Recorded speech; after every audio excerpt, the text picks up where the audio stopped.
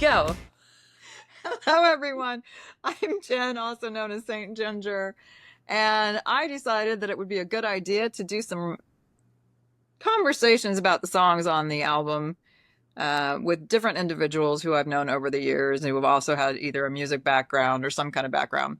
So today we are talking to Kendall, who I know from my time, and I don't mean like I was in prison time, in Baltimore, and my cat Pippi has apparently come along for the ride. Um, and Kendall and I have known each other for, I don't know, like 15-ish years more. Yeah, it could be Actually, longer it's than been that. longer than that. I It's think it's been almost like close to 20 20. years. Yeah. And she's obviously another Ginger sister. And Woohoo! she no longer is living in Baltimore. She's living in the Appalachia area, also known as, is it Mount Lake Park? That's right. All Yep. right. So I'm letting everybody choose their own song they want to talk about, and Kendall chose. Carbonized. Yeah. So thank you so much for having me. And it's been very exciting watching you on this music journey and listening to your album for the first time. This song just immediately jumped out at me. And you were sharing with me pre-recording that the song became known as your banger song, and I can see why, because it really does just immediately just kind of pull you in. So I'd love to hear, Jen, a little bit more about the story behind Carbonized. Well, Carbonized is that song about all the people who told me no, in not just my music career, but along the way. And really realizing that their no was not necessarily the truth, it was just their no. And that you could take those instances in life and turn them into really beautiful things by essentially carbonizing and making them into diamonds. So that's where the concept of the song came from. And what it kind of means, and I think everybody can take their own meaning from that, but it was from the earlier years of, not the earliest, but the earlier years of my singing and writing. And it really initially came out of my college time and getting a pretty big no on a day that I was sick. And they wouldn't let me come back and redo it. So it stuck with me for many years. And it kind of held, a big significance in my moving forward. That's so cool. And so have you been carrying this song around with you for a long time? Like, have you had it written for a while, or is it just an idea that's been ruminating for a long time? I mean, I've been carrying it, not necessarily in a healthy manner. I think this getting it out in this way was like a part of the healing process that music and songwriting is. And so I think, yes, I've been carrying it, but the turning it into what it is in this album came last year, actually kind of around this time. This was one of the earlier concepts before going into like full writing sessions with my co-writers. You talk about kind of the energy that you bring to the song, and it definitely comes through in your vocals. Can you talk a little bit about the grittiness that you can hear, especially when you get to the chorus? There's definitely some angst in this one, and it's probably there's two songs on the album that are kind of off from the rest of the album, I would say, and this is one of them. And it's really because it's coming out of just kind of anger and angst, and not that I feel that way anymore, but it needed to come from that root. Something that I do which we didn't talk about before, but when I record, I write down how I want that song to feel when I'm singing it and how I want to emote it. And it's actually charted out for me. I don't know that a lot of people do this. And so I go into the booth knowing and then setting into that feeling. And so every time I sing it in the booth, because it takes a couple times, I'm getting deeper and deeper into that. So I'm getting more into the angst and more into the anger of it, but also as a release. So you're kind of channeling that emotion. Are you doing that? Do you have kind of like pre-recording rituals that help you get to that place? Or is it just you're thinking back to when you wrote it or what you wrote it about, and that helps bring that up for you? It's more of, at this point, I can be in, like when I'm in the booth recording, or even when I'm on stage, I take a minute to think about like, what is this song about? Mm-hmm. And where do I need to be mentally and emotionally to make it be emotive? So it's not so much as a pre-ritual anymore. I mean, I think when I write, that's when you get the pre-ritual. Right. Sure. That makes sense. And that feels a little bit like being on the stage for anything, but like if you're acting well, then you should be thinking about the why behind what you're saying, you know? So it sounds similar. That's really neat. And, you know, when I heard this song, the scene from the show that I love, Daisy Jones and the Six, came up. Are you a fan of Daisy Jones and the Six? Well, how could the Gingers not be a I fan? know, right? She's so good. And man, the costumes, I could just go on a whole thing about her Yeah, well, outfits and yeah, how and I it's want all not of them. dissimilar from how I already dress anyway. I know, I know. Well, you have like a kind of a bit of a Daisy Jones energy, I'm not gonna lie, but there's an episode where Billy Dunn has written her this song and he wants her to sing it a certain way, and she's not happy about it because it's about her and it's not flattering. And so she's sitting there in the recording booth and she's singing, and he's like, no. And he keeps making her sing it over and over again. You know, spoiler alert, if you haven't seen the show, they end up storming outside and then they have their first kiss. And then they come back inside and she just sings the heck out of this song with this, like, just kind of fiery energy. And that's kind of the vibe I was getting while I heard this, like, you've been waiting to sing this song and you're putting a lot of yourself into it. Yeah, I like to think in general I do that with most songs that I Mhm. write, which the whole album I've written with co-writers, but they're all mine. Unfortunately, there was no kiss in the intermission of this one because there was nobody Oh, there for I wanted that. the juice. I wanted the hot tea though, Jen. We don't have any hot tea Sorry, with this. there's no kiss. Well, let's move on. I want to ask you quickly about some of the lyrics. So, are there any lyrics in the song, like a particular line that you feel like really speaks to you or that is maybe your favorite part of the song?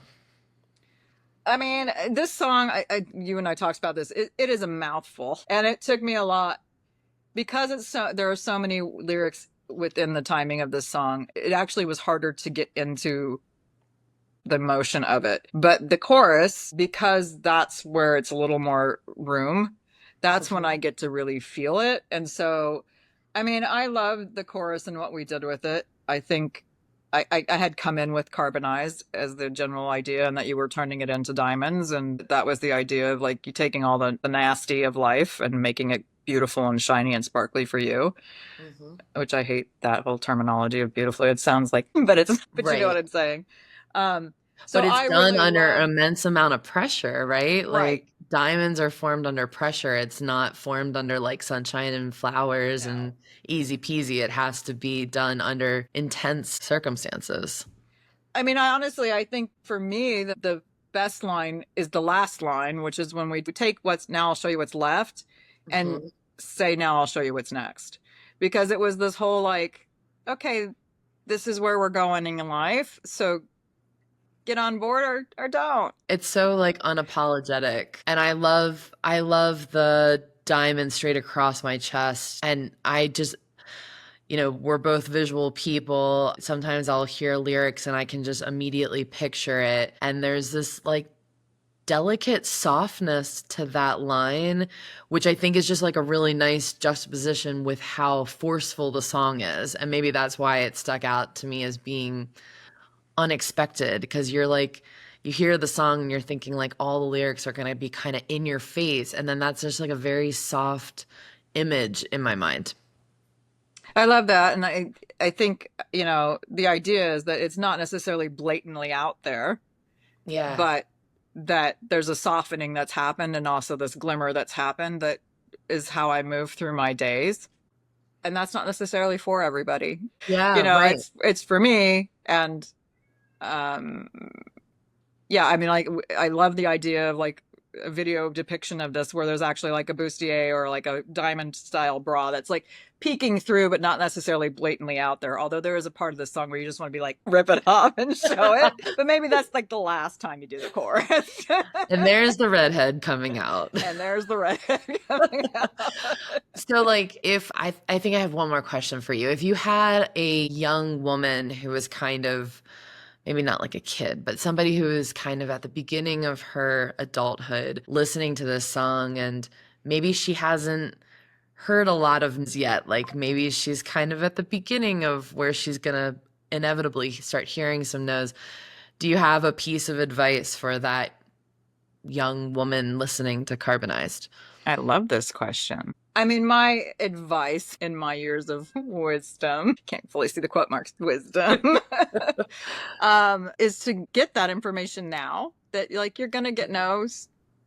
And you've probably been told that in life that you're going to get no's and you may not have had them yet. But when you do get them, evaluate them before putting them into before embodying them. Is really the best way to put it for me, is like, make sure that that's really true for you, because not everything you hear is true. Yes. And I think we as women are so quick to like kind of give away our power, and sometimes we can use a no as like a reason to not do something that is scaring us. Where like I think back to when I started my creative firm, and I had a couple of people that were close to me tell me that they thought it was a really bad idea for me to start my own company. And they weren't saying it out of like a meanness. In fact, I think they were actually really trying to protect me. They knew that what I was about to attempt was incredibly difficult, had a incredibly high failure rate, and could end in not like disaster, but just it could be a really hard road. And I think what I learned by ignoring that and doing it anyway is that for me, there are so many things that are so much worse than failure. And that if I had not tried at the time that I did, I think I would have regretted it for the rest of my life. So many people fail at so many things before they find the thing that they're going to ultimately do or love or whatever. And so, yeah, I think that's great advice. And I think that a lot of young women would benefit from listening and taking that to heart. So. And I appreciate that. As we were talking, the writer in me is writing. I love that. I love the idea that this conversation could inspire another song. It's great.